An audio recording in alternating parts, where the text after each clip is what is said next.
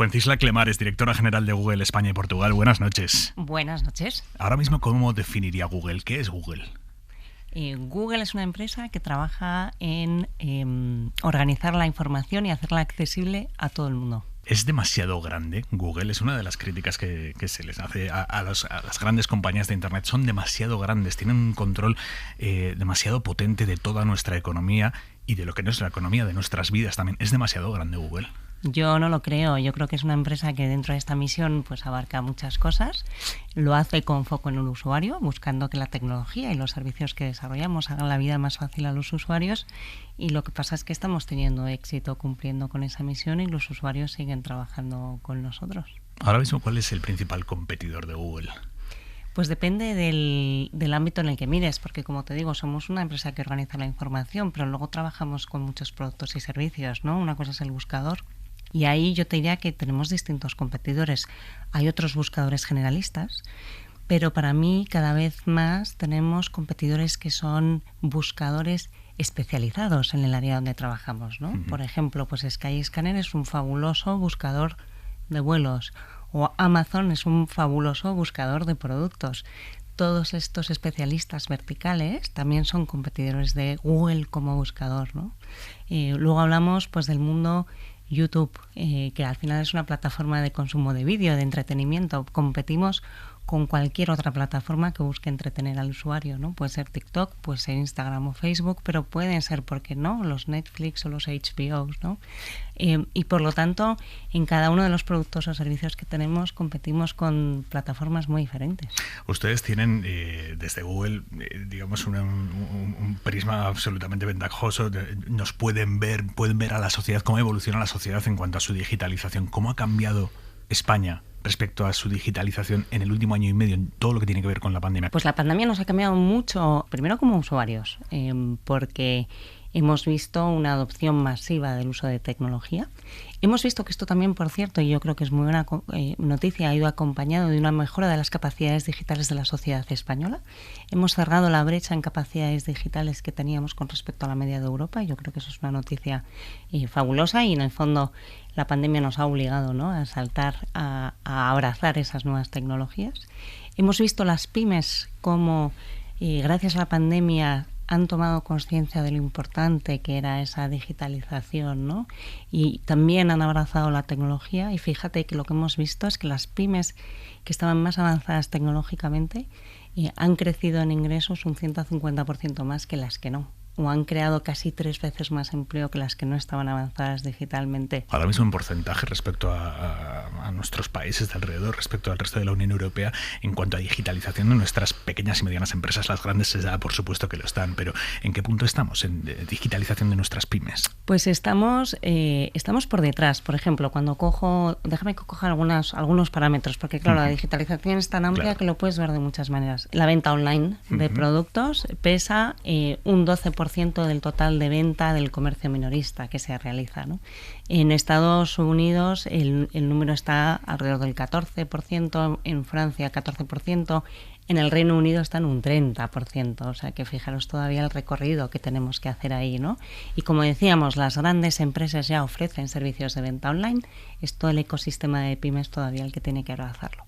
Cuando hablamos de nuevas tecnologías, ¿no?, y las tecnologías del futuro, que son la inteligencia artificial y que son cosas como la nube o el Big Data, ahí en España tenemos 6-7% de las empresas que están utilizando estas tecnologías. Que es bastante poco. Es muy poco. Son las empresas medianas, más de 250 empleados, quizás estamos en un 18%. Por lo tanto, ese ecosistema de pymes pequeño es el que tenemos que conseguir que también dé el salto a utilizar todas estas nuevas tecnologías y a que se transformen. Por lo que está viendo de los fondos europeos y de cómo se está estructurando el plan para que esos fondos europeos lleguen como lluvia fina, lo que se espera es que a una gran parte de la economía, ¿usted cree que está bien diseñada esa estructura? A ver, yo creo que se está diseñando con ese objetivo y creo que es bueno, que tiene que llegar a todo el mundo y que esto realmente no va solo de ayudar y digitalizar las grandes, sino que tenemos que digitalizar a todo el ecosistema.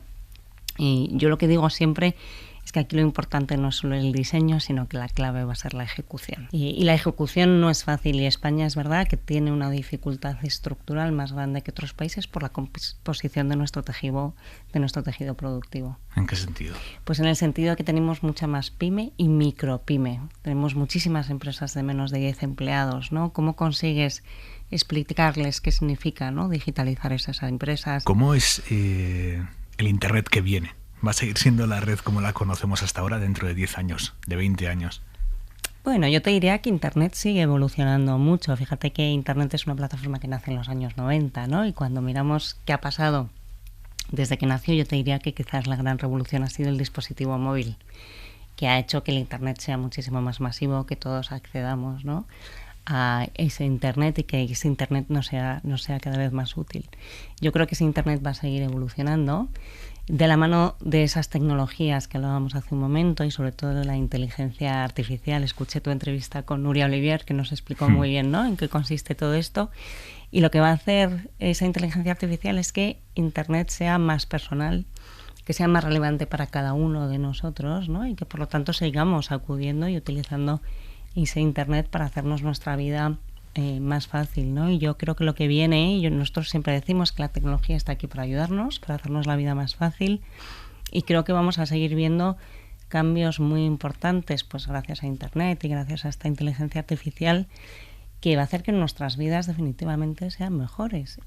¿Y va a seguir siendo universal como lo es ahora, o hay riesgo de que dentro de unos años esto empiece a convertirse en cotos cerrados en los que uno accede solo a donde puede acceder por su dinero, por el poder que tenga?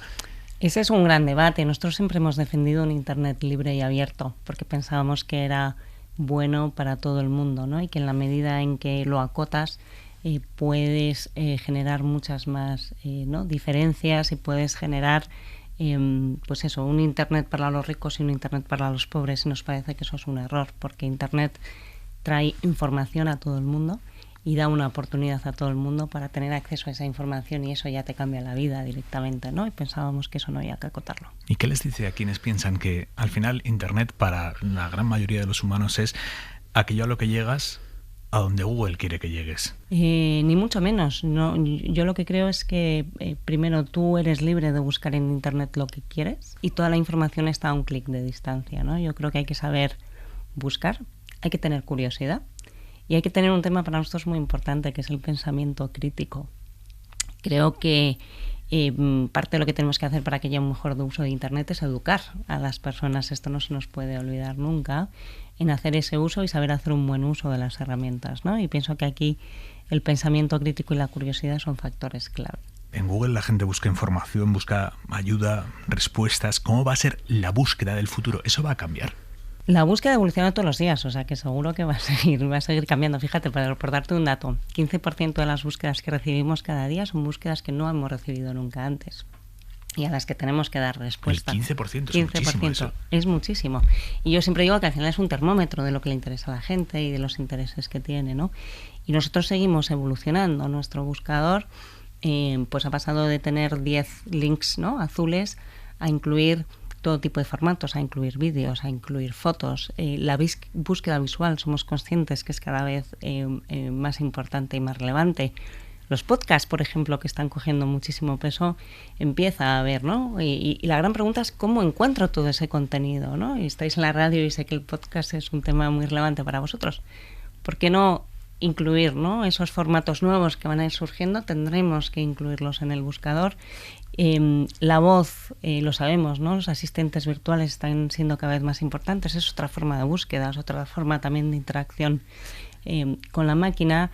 Y siempre decimos que gracias a la inteligencia artificial también lo que buscamos es cada vez más anticiparnos a esa pregunta que nos va a hacer el usuario, ¿no? Por ejemplo, te pongo un caso, pues cuando yo abro Maps, Maps ya me está sugiriendo cuánto tiempo me va a costar ir a casa o ir al trabajo, antes de que yo se lo pregunte, porque sabe que suele ser, ¿no?, mi comportamiento habitual, ¿no? Entonces, bueno, ¿va a llegar un momento en el que Google me dé una respuesta a una pregunta que yo no le haya formulado? Bueno, eso es lo que busca al final el asistente, el concepto de hacerte la vida más fácil y el realmente serte útil y relevante. Y hay veces que te podrá sugerir cosas que tú a lo mejor no te habías planteado y de repente dices, oye, pues esto Esto me viene bien. El buscador no, porque el buscador la idea es que tú vas. Esto de que el asistente controle o sepa de nuestra vida hasta el punto de ofrecerme respuestas a situaciones que yo no le he planteado, a usted esto no la acojona. Bueno, cada uno puede controlar esto, ¿eh? Puede apagar o activar las funcionalidades que tengas. Yo siempre digo, el concepto del asistente es como cuando tú tienes un asistente en el trabajo, ¿no? Cuanto mejor te conoce, mejor es capaz de anticiparse a lo que tú le vas a pedir, y eso es lo que te parece a ti que es un excelente asistente, ¿no? El concepto aquí es exactamente el mismo. Yo compartiré mi información y mis datos con este asistente siempre que sea capaz de utilizar esa información precisamente para hacerme relevante a mí la experiencia que me va a dar. Luego, por supuesto, es muy importante que yo le dé transparencia y control a ese usuario de qué datos tengo y de que sea capaz de borrarlos y de gestionarlos de una forma lo más sencilla posible, ¿no? Por ejemplo, si lo tengo al asistente integrado con mi agenda, será capaz de decirme, Cisla, sal ya a tu siguiente reunión, que hay tráfico y vas a llegar tarde. Y me evita llegar tarde a la siguiente reunión. ¿Estarás encantado de que te haga eso o no? Pero alguien dentro de 5 años podrá saber que usted tuvo esa reunión, que quizá usted no tenga ningún interés en que se sepa que existió. No tiene por qué saberlo nadie, porque esos datos son absolutamente privados y esos datos solamente los tiene Google y nadie accede a esos datos. Google no vende tus datos. ¿Es imposible de entrar ahí?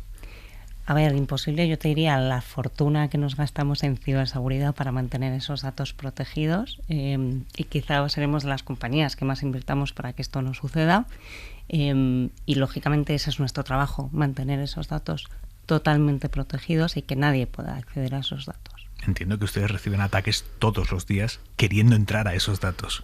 Sí, pero probablemente como muchas otras empresas también reciben ataques, porque nadie estamos libres de ataques, de ciberataques. ¿Cuánto sabe Google de mí, por ejemplo, ahora mismo? Bueno, yo te animaría a que te metas en tu cuenta de Gmail, si la tienes, y que mires en privacidad, porque te lo decimos. Entonces te decimos lo que sabemos de ti, que será información que tú nos has dado cuando te has creado tu perfil, será probablemente cuáles han sido tus últimas búsquedas. Si utilizas Google Chrome, por qué páginas web has navegado, y yo lo que te diré en el perfil que tengo tuyo es un poco qué etiquetas te he puesto, ¿no? Que es un poco cuáles son tus aficiones en función del perfil de navegación que tienes. Si utilizas Google Maps y tienes tu localizador, pues en qué sitios has estado. Y yo todo eso te lo digo, y también te doy la capacidad de borrarlo. Hemos lanzado, por ejemplo, recientemente funcionalidades que te permiten dejar un autoborrado automático, ¿no? Es decir, yo quiero borrar todos mis datos, pues cada 3 meses o cada 18 meses, esto lo puedes hacer en el perfil. ¿Google sabe cosas de mí que yo no sé? Realmente no. No, otra cosa es que nosotros utilicemos la información que tenemos de ti para, ¿no?, segmentarte y luego hacerte llegar anuncios o información que pensamos que es más acorde para ti. Oiga, esto de que se comenta mucho en todos los círculos de no, tenemos aquí los teléfonos y hablamos de chancletas y lo estamos hablando solo entre amigos y de repente a mí me sale anuncios de chancletas, ¿esto es verdad? Pues mira, hay más gente que efectivamente me lo ha comentado, pero eso no es una práctica que nosotros hacemos. Lo que es importante que el usuario entienda es qué aplicaciones tiene en su teléfono que les está permitiendo hacer, ¿no? ¿Qué permisos les ha dado a esas aplicaciones?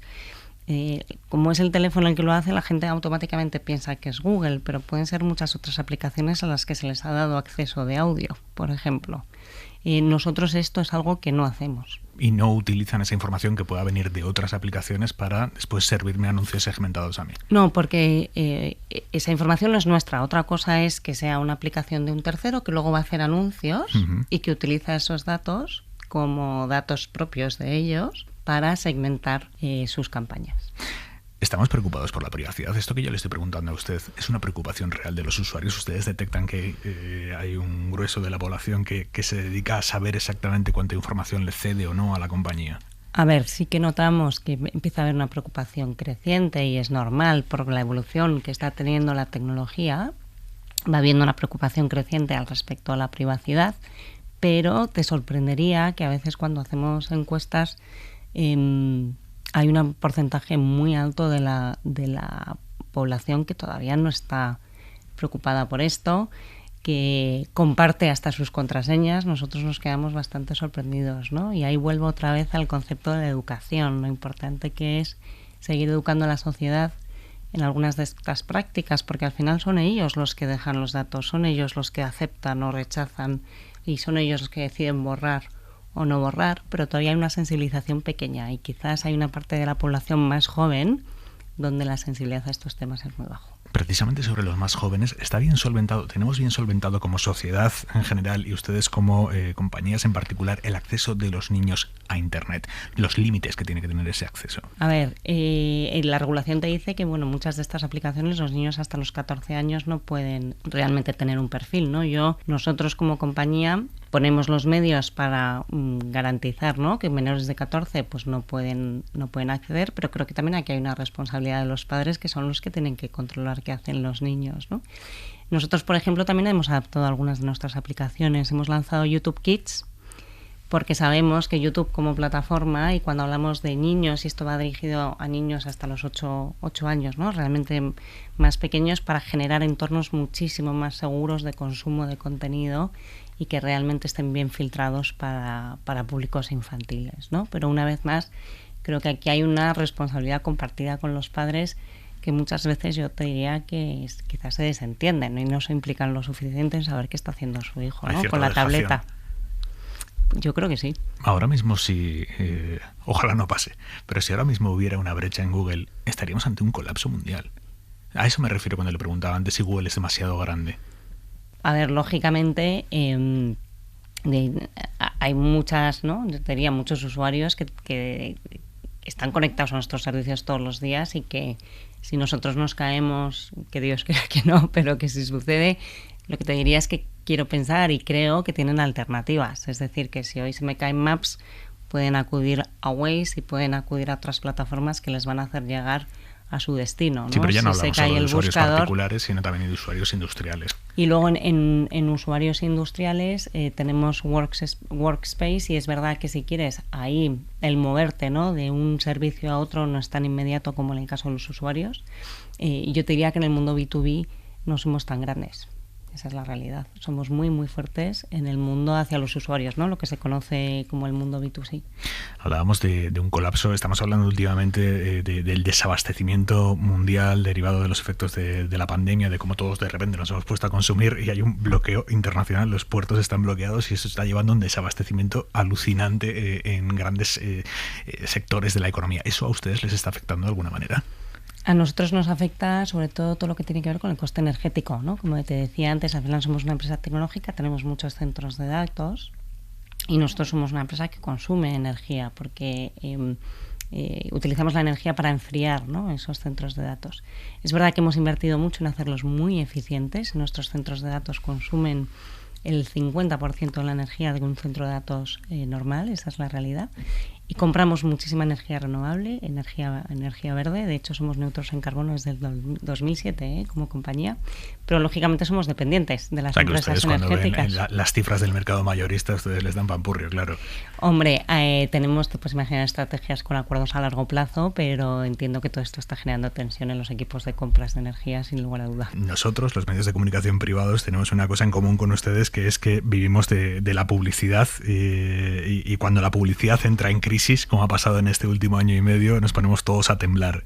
¿Ustedes también lo han vivido así? Lógicamente. Nosotros hay una parte de nuestro negocio que depende de la publicidad. Hay otra que yo digo siempre que está más cerca de los presupuestos comerciales, ¿no? Pero al final nosotros lo que buscamos y lo que buscan todos los anunciantes que trabajan con nosotros es generar una venta. Y por lo tanto, cuando se cae la inversión publicitaria, pues nosotros también lo notamos, ¿no?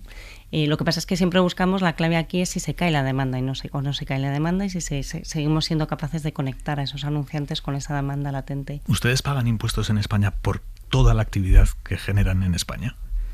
No, nosotros una parte importante de la actividad que generamos, de hecho, se genera desde Irlanda y tenemos equipos en Irlanda que son los que llevan la mayor parte de la relación con nuestros clientes. Se factura desde Irlanda y se pagan los impuestos allí. Nosotros, en ese sentido, cumplimos la legislación europea, ¿no?, que hay actualmente en vigor, y así es como estamos establecidos y como es nuestro modelo organizativo hoy. ¿Y aunque sea legal, le parece ético?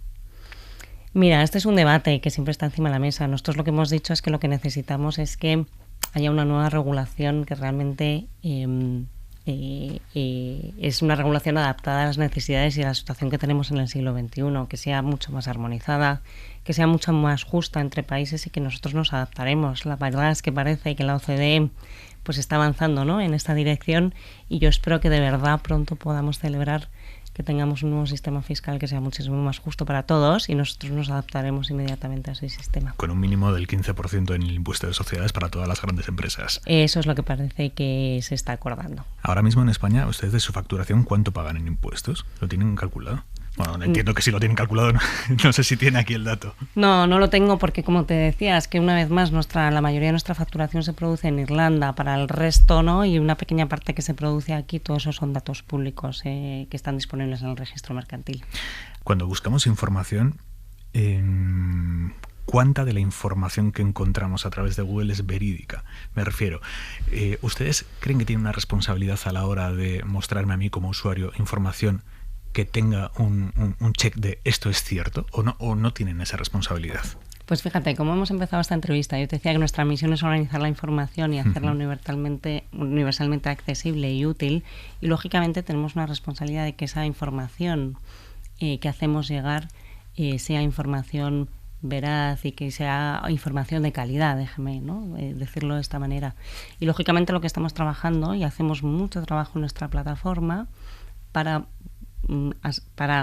verificar, ¿no?, en la medida de posible, que esa información es veraz, y sobre todo lo que más hacemos es también subir, ¿no?, en rango aquella información que viene de fuentes que son cualitativas y que son ¿no?, fuentes fiables, te diría. Y esto, por ejemplo, es un ejercicio que hemos hecho durante el COVID. Sabíamos que estábamos dando información sobre un tema de salud que era tremendamente crítico. ¿Qué hicimos? Trabajar de la mano del Ministerio de Salud para entender cuáles eran las fuentes de información sobre la COVID que eran más veraces, y todo ese contenido lo que hemos hecho es posicionarlo en posición premium, digamos, ¿no? Y que ese fuera el contenido al que estaban expuestos de forma mayoritaria los usuarios, y que todo lo que pueda ser contenido más dudoso que aparezca mucho más abajo. En otros casos lo que haces es coger distintas señales y lo tienes que hacer de forma automática, ¿no? Pues cuando hablamos, por ejemplo, de contenidos de noticias, por ejemplo, sí que trabajamos con los periodistas para enseñarles herramientas que llamamos de fact-checking, y que ellos puedan hacer un fact-checking de la noticia. Si la noticia tiene un fact-check, la posicionaremos más alto que si no lo tiene, ¿no?, por ejemplo. Entiendo entonces que ustedes sí consideran que tienen una responsabilidad activa en combatir la desinformación. Absolutamente. ¿Cree que las grandes empresas, me ha dicho antes, nosotros no tenemos que censurar, tienen que eliminar el contenido que sea dañino para la convivencia?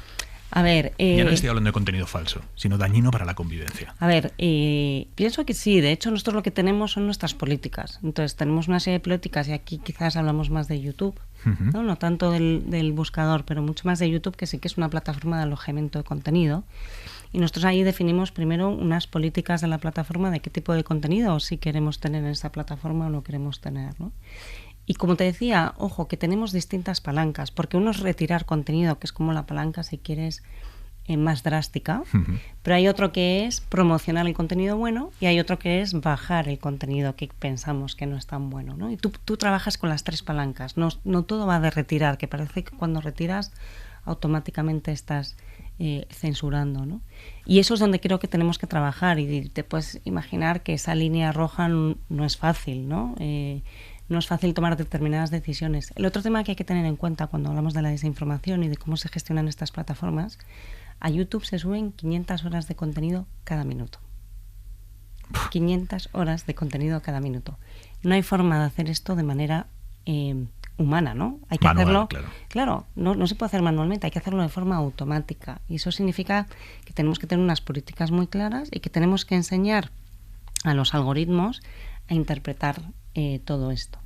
Y además, una complejidad añadida es que determinada información, según el contexto, te puedo decir, el mismo vídeo, según el contexto en el que esté, puede ser apología del terrorismo o no, ¿no? Tú imagínate un vídeo informativo en la CNN sobre unos atentados.